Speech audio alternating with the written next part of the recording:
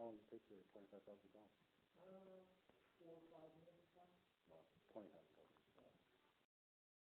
That's it. Out of the box.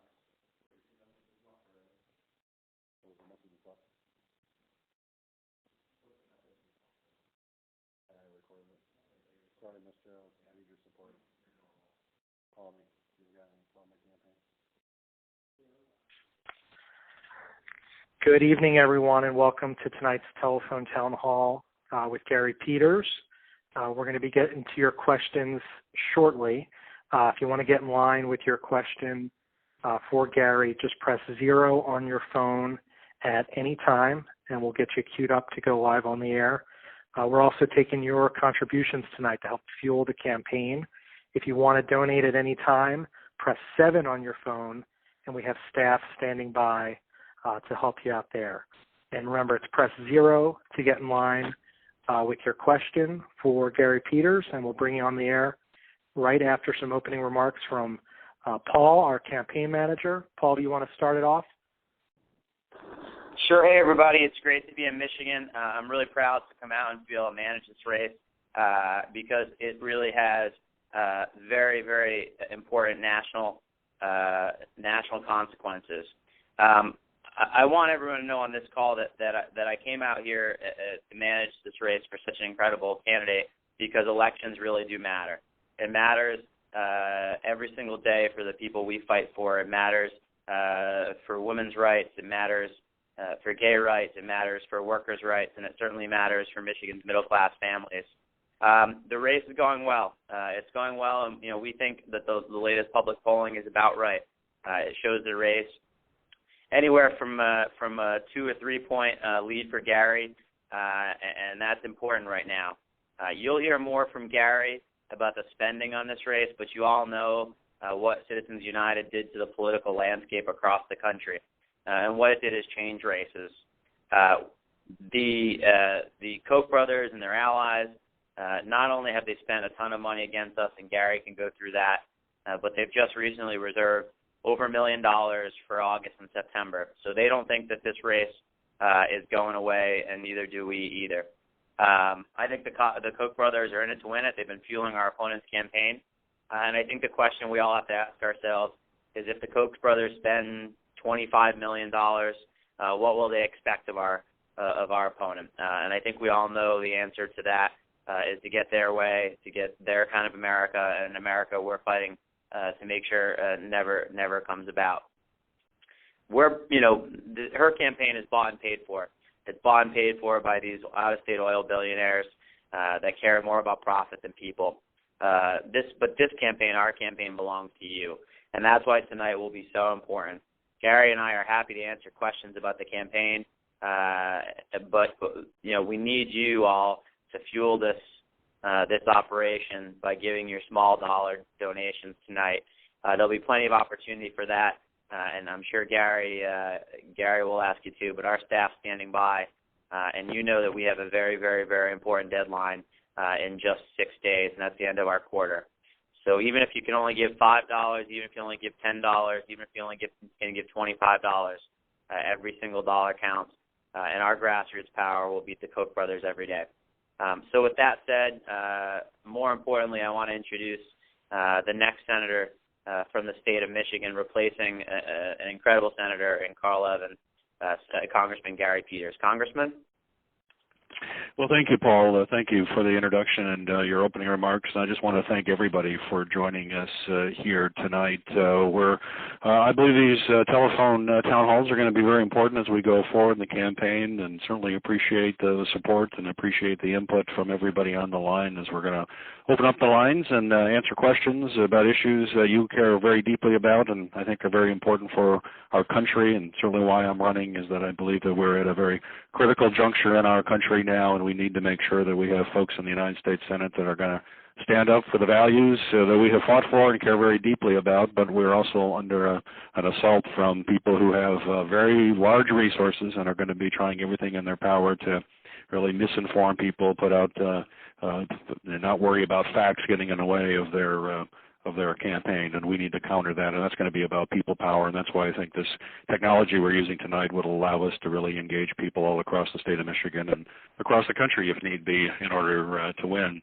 I've been spending a little over more than a year now traveling all across Michigan from one corner to the other, and I believe very strongly that you have to do more listening than talking, and I take the job of being a representative very seriously, and that means listening to the kinds of conversations that go around everybody's kitchen table. And what I've been hearing as I travel across the state is people are concerned about jobs as the number one issue to make sure the economy moves forward. People are concerned about making sure they have access to affordable health care, and we have to continue to stand up that in this great country of ours that everybody, no matter who you are, no matter where you live, should have access to quality, affordable health care. Folks are concerned about education for their children, and really, when it's all said and done, after you've worked your whole life, to make sure that you can retire with dignity, and that's why we've got to continue to stand up for the very sacred promise of Social Security and Medicare. All of these things are going to be at stake here in this campaign going forward. And I am hoping that we have debates. In fact, I have asked my opponent, who has basically been hiding in a bunker, I think, for the last few months, that we need to have a debate. The people of the state of Michigan need to hear directly from the candidates. I've already accepted 3 debates, one from Wood TV in Grand Rapids, another one from WXYZ TV in Detroit, and another from Michigan State University. And I think it's incredibly important, given the fact this is the first open U.S. Senate seat in 20 years, that we have that kind of debate and to let the people of the state of Michigan know exactly where the candidates are coming from. But with that, I don't want to take any more time. I'd really like to open it up, so maybe we should open up and take questions or comments from people listening. Great, and if you want to go on the line live with Gary, just press 0 on your phone at any time, and we'll get you queued up to speak live on the air. If you want to support Gary in the campaign, you can press 7 on your phone right now to be connected to a staff member who will process your contribution. If you want to just listen to the conversation tonight but want to pledge a donation, and the campaign will follow up with you, just press 1 on your phone if you'll pledge $25, 2 on your phone if you can pledge $50 tonight, 3 if you can pledge $100, and press 4 if you can pledge $250. Or if you want to give right now, press 7. And we'll go to our first question. We have an Eileen on the line.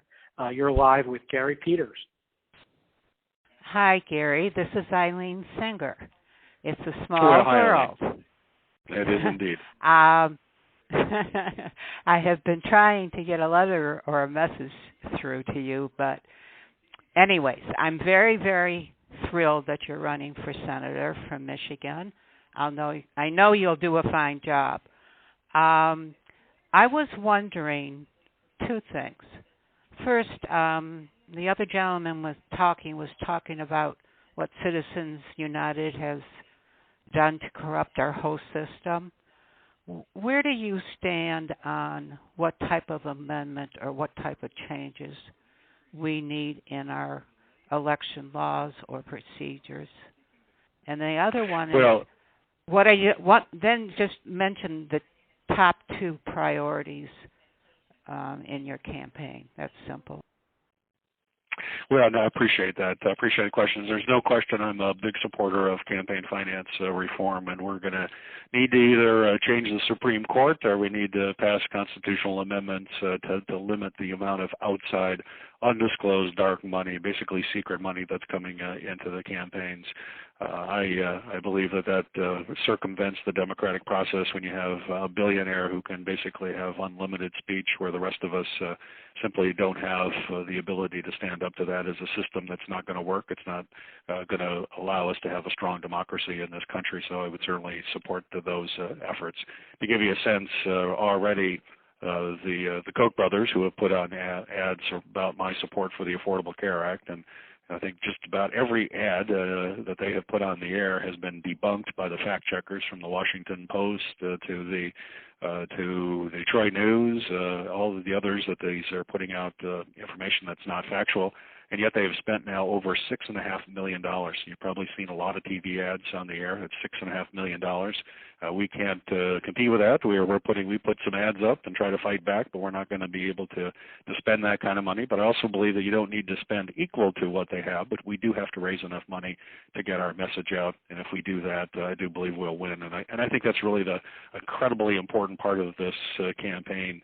Not just my campaign, but around the country, is we've got to prove that big money just doesn't win campaigns. It's really about people power, getting out there, and it makes a difference in the campaigns. And that's really the issues that I'm focused on. My concern, number one issue, is middle-class families in our country.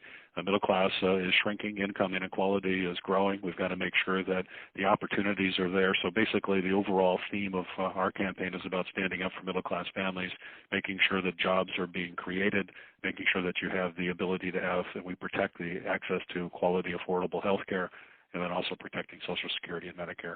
And I can go into those details depending on questions we get. Great, and let's do a survey for everyone listening. Gary wants to know what you think is the top issue in this race. Press 1 if you think it's jobs. Press 2 if you think it's climate change in the Great Lakes. Press 3 for reproductive rights, or press 4 if you think health care is the most important issue. And after our next question from the audience, we'll get the results to you on our first survey. And remember, it's press 0 if you want to ask Gary a question and go live on the air, or if you have a comment, that works too. And press 7 if you want to donate, because we have staff standing by right now. We've got another Gary on the line in Marine City. Gary, you're live with Gary Peters. Hey, Gary Peters, Gary Gable, you hear me okay? I'm doing well. Good to have you on the line. Hey, yes, I'm up here up here in Marine City. I belong to the St. Clair County Democratic Party, and I've told them they need to support you 100% at the meetings, and we're looking forward to you coming to address one of our meetings in the next few weeks. And like I said before, we need to expose these Republicans' voting records. We have a Congresswoman, Mrs. Miller. She votes nay against everything, against Medicare and Medicaid and everything else we need. It's awful what she's done. And if we could expose her voting record, I've sent several letters to the Detroit Free Press, Detroit News, St. Clair Port, the newspaper in Port Huron Times Herald, and they refused to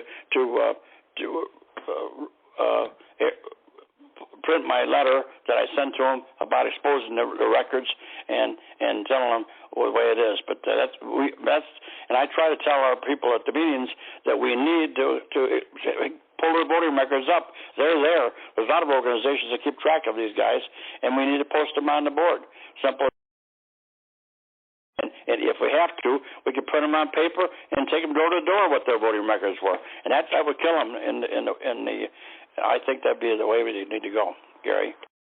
Well, no, I think that's a point well taken, and we certainly are going to do that. That's why we need the resources to be pushing back. But I think when you talk about the clear differences between where we are as Democrats and where the Republicans are, particularly folks on the far right, my opponent, Terry Land, is a Tea Party Republican. When she left the Secretary of State's office, she became a member of the Republican National Committee. She did that with a takeover with the Tea Party folks. So that's one reason why I think she's hiding right now, because the Tea Party does not represent the majority of the people in Michigan. Her views, when they are exposed, we will be able to win. For example, she has said that she does not support the Paycheck Fairness Act, which goes to the heart of paycheck equity and of fairness for women. Here she is a candidate for the U.S. Senate and says that she does not support pay equity for women. I don't think that's a position the majority of families in our state, not just women, but also men support. We've got to get that out, and that's why we need to raise the resources in order to do that. And we need to have, quite frankly, an army of volunteers out knocking on doors. That's why folks on the line here tonight, we certainly appreciate your support, talking to your friends, talking to your relatives, and then volunteering on campaigns to get out voters. In Michigan, we know we win if our voters get out. We just have to make sure they get out. We cannot let happen what happened in 2010 where too many people stayed home. But that's going to be our focus, and we look forward to working with everybody on the call. And we have the results from our survey. 47% of you said jobs was the most important issue. 23% said climate change and the Great Lakes. 22% said healthcare, and 8% said reproductive rights. Let's go to Elizabeth in Grosse Pointe Farms. You're live on the air with Gary Peters. Hi, Congressman Peters. My name's Elizabeth Vogel. I live in Grosse Pointe Farms, Michigan. I have two questions for you. It's a two-parter. In your introductions, you said that you had accepted 3 debate requests, but it wasn't clear to me if your opponent had accepted, if you would answer that. And then the other question I have is, what would your ideal debate look like? What kind of questions do you want your opponent to answer? Well, yes, thanks, Elizabeth. It's great to have you on the line here. We have accepted those 3 debates. My opponent has not accepted any, and we put out the challenge saying, we've already accepted these 3. But ideally, we'd like to have 5 debates. So we'd like to have one up in northern Michigan, and then maybe in the Flint area. But we want to make sure that we're covering the state. The response we got back from the land campaign was that they would wait till after the primary and to talk about it later. There's no reason to do that. It's basically they don't want to debate. We're going to have to continue to put pressure. My ideal kind of debate, actually, I don't like formalized debates. I think we should have town halls, that we should be able to stand up and have a very open environment that folks like yourself and others can get up, ask questions, things that are of concern, and then allow us to answer in a very free form, and also to go back and forth and challenge. Ms. Land has put out a lot of misinformation about this campaign and about my positions. She's going to have to defend those when I'm standing right there next to her and bringing out the facts, just as we heard from the previous caller. So I think we need to have an open format. The U.S. Senate requires someone who's going to hit the ground running from day one, stand up for the people of Michigan, stand up for middle-class families in our state.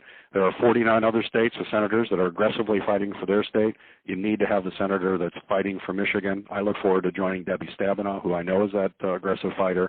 The 2 of us can be a team standing up for things that are important. And the way you show your abilities is by having an open debate and an open format, and I hope we have that.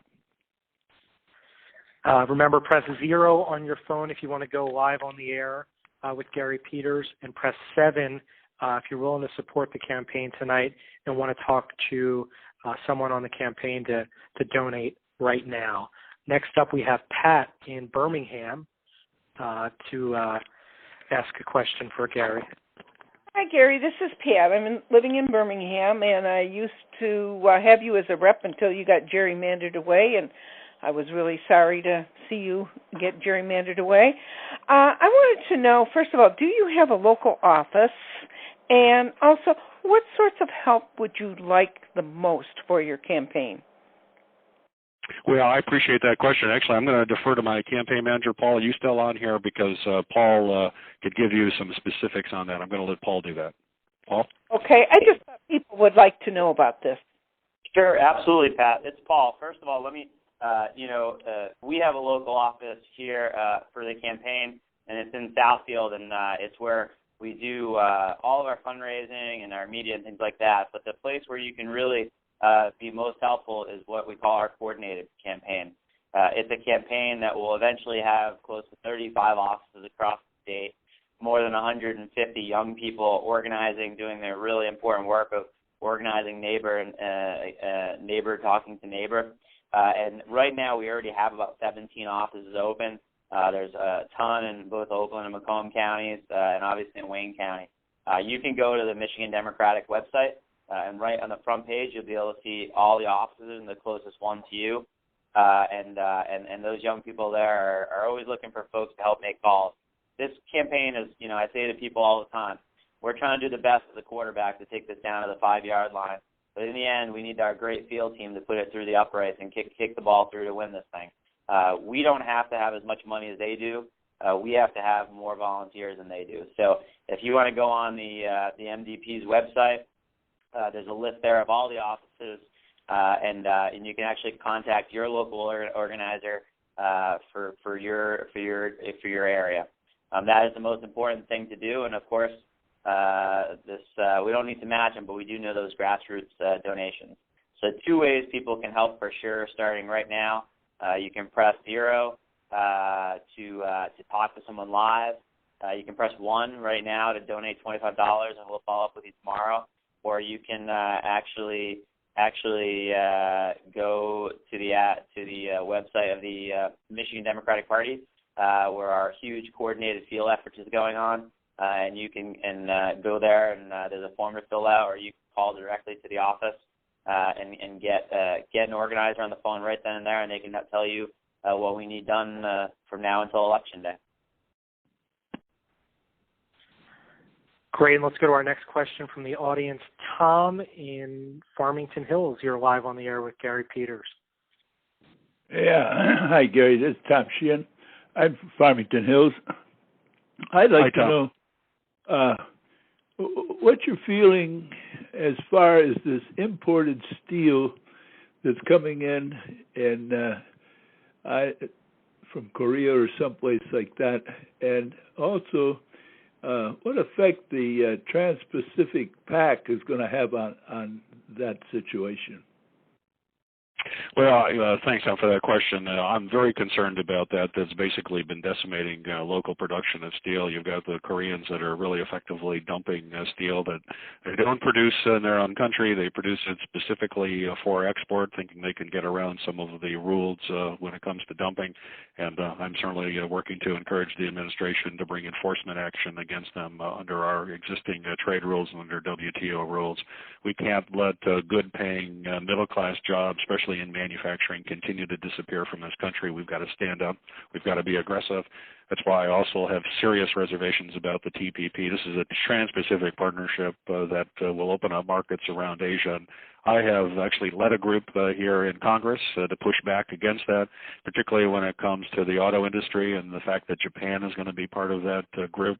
Japan probably has one of the least open markets in the world. They ship cars here to the United States on a regular basis, and it's next to impossible for us, for a variety of reasons, to ship cars to Japan.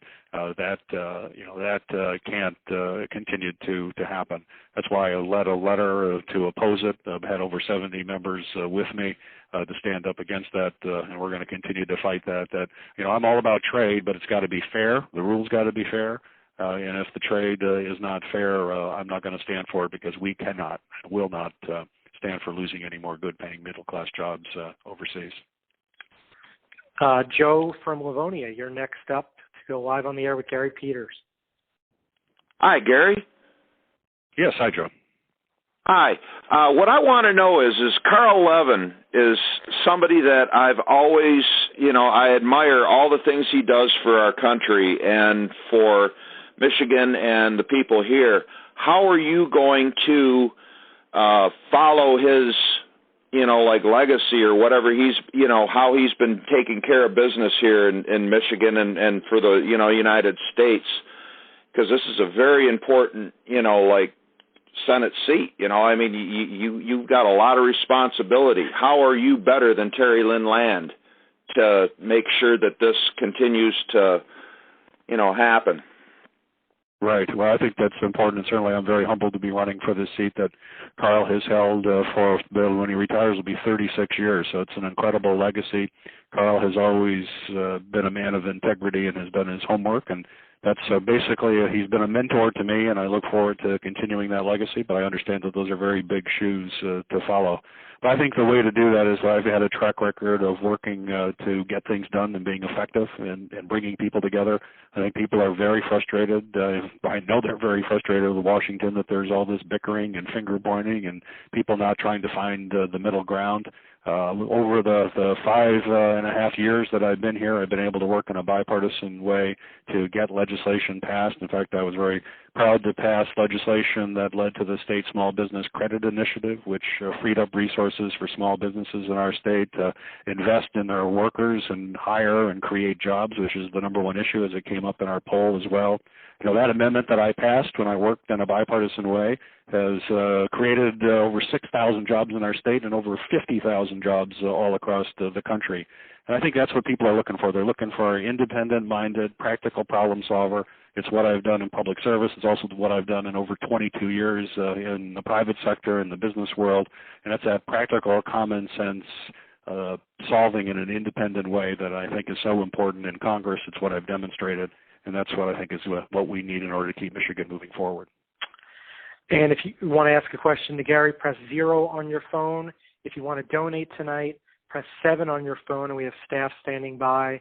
If you want us to follow up with you tomorrow, press 1 if you're willing to pledge $25. Press 2 if you're willing to pledge $50. 3 if you're willing to pledge $100. And press 4 if you're willing to pledge $250. And the campaign will follow up with you tomorrow. Next up, we have Linda in Southwest Michigan. You're live on the air with Gary Peters. Hi, Gary. This is Linda from Decatur, Michigan. Hi, Linda. Nice to have you on with us. My question is, what are your specific plans for protecting Michigan's environment? You know, our water and our land and our air. Well, thanks, Linda. The environment is one of my top issues. In fact, I'm going to be talking a great deal about that throughout the campaign, and particularly dealing with climate change issues. But for us in Michigan, my number one focus has always been the Great Lakes. To me, that's a sacred property that we need to continue to fight for, and that's why I've stood up against the Asian carp invasion. I'm very concerned about that, and we'll continue to build bridges in a bipartisan way in order to get the support that we need to keep the Asian carp out of the lakes. As you know, Linda, that'd be catastrophic if that species gets into the lakes. I've also had a long record of fighting against folks who want to pollute the Great Lakes. In fact, recently I took on the Koch brothers. In fact, we talked about the Koch brothers, but they were piling up, you may recall, pet coke, which is the residual from Canadian tar sands oil. It's considered the dirtiest of the dirtiest fuels. They were piling it up along the Detroit River. It was getting into the Great Lakes. It was blowing into people's homes. It was blowing into their lungs. And I stood up, took them on, and we got that material moved out of that neighborhood, and protecting not only the neighborhood but also the Great Lakes. I think now what I'm getting with the $6.5 million from the Koch brothers, are coming back and saying they don't like someone who stands up to them and protects the environment. But I will continue to do that. It's something that I'm very passionate about. I'm also concerned about fracking and other types of activities, and I've co-sponsored legislation to make sure that fracking is part of the Clean Water Act and the Safe Drinking Water Act. We cannot go backwards on the environment, and unfortunately that's most of my opponents and the folks who are spending all of the money know that I'm a strong environmentalist and have strong support from the environmental community, and they are going to try to silence me, but we are not going to let that happen. Let's do another survey since you brought up the Koch brothers. Have you ever heard of the Koch brothers? Press 1 for yes. Press 2 for no, and we'll get you those results shortly. They are coming in now, and 100% of you have heard of the Koch brothers. So I think everyone knows what they're up to, especially in this race. Let's go to another question from Joe Moss in Farmington. You're live on the air with Gary Peters. I thought I had just asked my question. I was thanking Gary for his service in the Navy and his service in Congress. I am an Air Force veteran. I'm wondering if you would support the amount of money which is supposed to be in the proposal to give to veterans in the future. It virtually doubles the amount that they are getting, that veterans are getting at the present time. My most important issues are veterans, health care, and the economy. Thank you. Oh, could we get a telephone number to call to find out where the closest office to us is located? Yeah, I'll give that number. Then I'll give that number real quick. It's that number is 248-799-0850. But thank you for the question. And veterans is certainly a major issue for me. I appreciate your comments. I served in the U.S. Navy Reserve, and my father was a World War II veteran beforehand. It's something that I take very personally. and certainly have been very active in this VA issue, which I'm very concerned about, and we'll be working very aggressively to make sure veterans can have access to the VA. To me, it's unconscionable that we had a situation where people were being blocked from getting into the service. We know once you get into the VA, the health care is very good, but we've got to get through this backlog. We've got to provide the resources to make sure that everybody gets into the VA as quickly as possible. And we cannot ever let veterans be in a situation where they don't get the services that they have earned and certainly deserve. So to me, my number one focus right now has been making sure that the Veterans Administration has the resources that they need to get the job done, but more importantly, there has to be complete accountability to make sure that that's happening. We got Bill in Grosse Pointe Farms. You're live on the air. Hey, Gary, Bill Vogel. Looking forward to seeing you on Saturday. 2 questions. What has surprised you most about the campaign so far, and what has surprised you most as you travel the state of Michigan? Thanks. I don't know if the surprises, Bill, except that the fact that it's been very intense. I know, obviously, knowing getting into the campaign, it would require an awful lot, but we've been at this 7 days a week, 52 weeks a year. But I think the part of it is you just realize how big the state of Michigan is, and I believe very passionately that I've got to get to every corner of Michigan. I've got to be as accessible as possible, and understand that I've got to continue to do that, not just in the campaign, as I have as a congressman, is that you've got to be constantly out listening to people, hearing the conversations that people are engaged in. But I'll tell you, I've been very impressed as I have traveled around the state. Folks are engaged, care very deeply about the future of the country. They are very concerned that Congress isn't working the way it should. They're concerned that people are not stepping up and are showing some independence and the willingness to be practical, common sense problem solvers. And that's why I got into politics. It's why I'm running for the U.S. Senate, is because I think we need that there. And I'm certainly hearing that as I travel all across the state. And so I've been very encouraged by that, and look forward to the next 4.5 months of continuing that. And remember, press 0 if you want to get in line to ask Gary a question, and press 7 if you want to talk to a staff member right now from the campaign to contribute. Next up, we have Ron. You're live on the air with Gary Peters. Hi, Gary. My name's Ron. I'm in St. Clair Shores. I wanted to know why why your campaign wasn't hitting back on some of the misnomers that the Land campaign put out about your stand on the affordable health care plan. Also, I wanted to know if you needed a commercial, because my wife and I got health care on the Affordable Health Care Act for $2.30 a month. Wow, that's an incredible story. Well, yes, if you would make sure that we have that story, if you'd let the campaign know, that would be very important. We are definitely will be very going out and talking about the Affordable Care Act, and we need success stories like yours. So anybody who's listening here as well, if you have success stories, please call the office, please share that. Or if you know friends or family members that have those success stories, please let us know. And I'll tell you, as those ads were going up on the air, the ones that have been debunked, in fact, as you may recall, in the papers, the Detroit News in particular, talked about the one ad where there was a woman on the ad talking about how her cost went up. In reality, they went down. And if you actually looked at the facts, it was actually a success story of the Affordable Care Act, despite the fact of the misrepresentations that were being made on the air. Our ability to push back, a lot of that is just a function of our ability to get up on the air and to have the resources in order to do that. That's why we need to raise the money. Now, the ads that you've seen from us were basically bio ads talking about me and my family and about the fact that I've served in the military. But certainly we want to get out the facts on the exchange, for example, where we thought that about 160,000 people would sign up for the insurance exchange, and what we got were 270,000 people. The Medicaid expansion, we have over 320,000 people on Medicaid expansion. So over 600,000 people in the state now have health insurance that would likely not have had it. We need to talk about those facts, and I think as those facts are coming out, you're going to find that it's more difficult for the Republicans to continue to put out misinformation, continue to try to distort the facts, and try to make this an issue that when the facts just don't bear it out. So we will certainly be more aggressive in doing that as we continue in the months ahead, but we also need the resources in order to do that.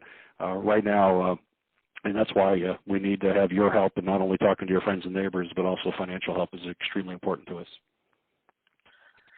Next up, we have Maria. You're live on the air. Hi, Gary. This is Maria Manarino Thompson from Lathrop Village. How are you? I'm well. How are you doing? Good. All right.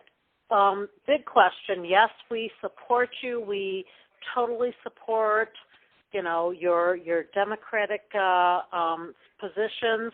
My question has to do with, once you get there, how are you going to deal with the gridlock in Congress and the opposition you're going to be facing to get anything done? How are we going to deal with the other people on the other side of the aisle? Well, I think that's a very important question, and one that certainly folks in Michigan want us all to be able to get the work done and to find that common ground. That's what I have done in Congress now. I co-chair, for example, the Auto Caucus, and I have 63 members. Half are Republicans, half are Democrats. We recently passed some legislation to make it easier for people to buy cars and get rid of some bureaucracy that was getting in the way of doing business, and we were able to do that on a very broad bipartisan way with strong support, a legislation that I was a co-author on. And if we're going to continue to do that, I think that if you reach out across the aisle and you're willing to talk with folks, and find that middle ground, we can accomplish an awful lot. Now, I realize there are many members here in Congress that don't see that way, and they're very ideological on the far right. In fact, the person I'm running against has demonstrated that she is very ideological. She's a Tea Party person and got Tea Party support in the Republican National Committee and has said that she supports the party first. I don't think that's the attitude. It's got to be America first. It's got to be Michigan first. That's what I'm focused on. And that's how I've been able to accomplish a number of significant pieces of legislation that I mentioned earlier, for example, the Small Business Jobs Act, and we did that on a bipartisan way by working across the aisle. And it just takes one day at a time, but it's something I'm committed to doing and have done in the past and will continue to go forward. We have time for one more question from Jennifer in Marquette. Jennifer, you're live on the air. We know we have a couple people who wanted to ask a question, but we ran out of time. Let's finish up with Jennifer in Marquette. Hi, Gary Peters. Thank you for hosting this town hall and for running. My question was about polling phone calls that I've been receiving. They ask about the difference between you and Terry Land on women's issues, and would that matter to me? And not sure is one of the answers. And so I just wondered if you are aware of any differences between yourself and Terry Land on women's issues. Thank you. Well, I think probably one of the most significant issue deals with equal pay. And I'm a strong supporter that if a woman is doing the same job as a man, that she should be paid equally. And we need to have laws in place not only to do that, which we have currently, but we also have to have the ability to enforce it to make sure that occurs. And that's why the Paycheck Fairness Act before the U.S. Senate is so important. Basically what that says, it allows a woman to ask, or a man to ask what a co-worker is being paid, not fearing any repercussions. But if you don't have that information, it's very difficult to enforce the rules to make sure that people are paid equally. My opponent says she would not support that legislation. In fact, I think she's also on tape talking about the fact that women are different, that they're interested in flexibility, that pay is not important to them. As a husband and as a father, and I think most families will agree that flexibility is wonderful, but pay does matter. Pay is very important, and certainly we like to have flexibility in our jobs, but you should not sacrifice pay because you may have some other obligations as well. So I think pay equity is very important. The other issue is on women's health, particularly reproductive health. She has a very extreme position there and believes that a woman does not have a right to choose without exceptions, including rape and incest in health. And I don't believe that that's where a majority of women in this state are. They believe that those exceptions should be there for their reproductive health. And basically also her opposition to the Affordable Care Act and the fact that she would repeal the Affordable Care Act will have significant impact on women's health. In fact, before the Affordable Care Act was in place, women paid higher premiums and were considered to have a pre-existing condition because they had the potential of being pregnant. Now under the Affordable Care Act, that discrimination does not exist. So that's just a few of the issues. We could go on, but it's very clear that on issues that I believe most women care very deeply about, Terry Land is wrong, and that's why we have to win. Great. That concludes our conversation tonight. If you still want to donate to the campaign, we do have staff standing by. So press 7 on your phone right now if you are willing to contribute to Gary's campaign. If you want to pledge an amount tonight but want the campaign to follow up with you, press 1 on your phone if you're willing to pledge $25, 2 if you're willing to pledge $50, 3 if you're willing to pledge $100, and 4 if you're willing to pledge $250. And we do have staff standing by for you. If you press 7, hang in there. We're going to be on the line until we talk to you. So hang in there. But that does conclude our question and answer portion of the telephone town hall. Gary's going to go back to work. Ooh. Press 7 if you are willing to contribute to Gary's campaign.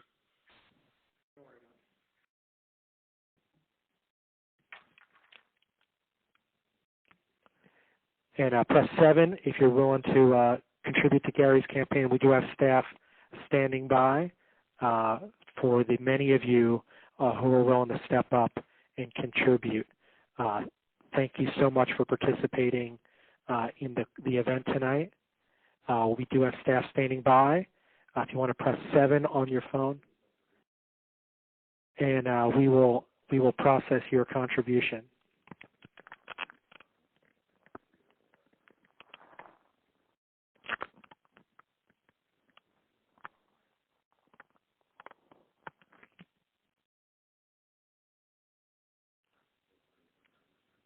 To the many of you still hanging in there, we do have staff standing by to process your contribution.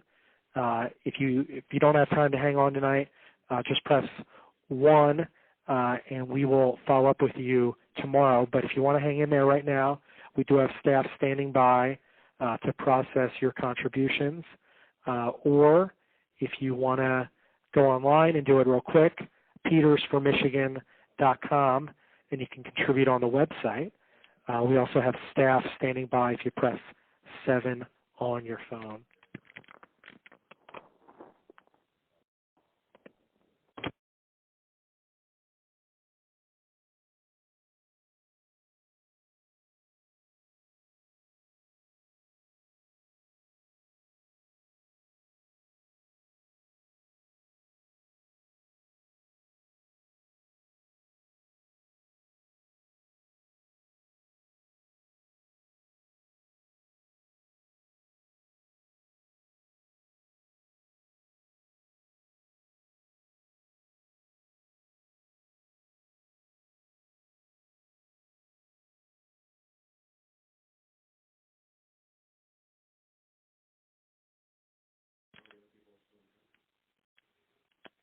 The Q&A portion of our telephone town hall has ended.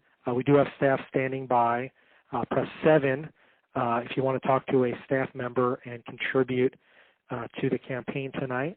I know there's a couple of you still hanging in there, and we appreciate your commitment to Gary's campaign.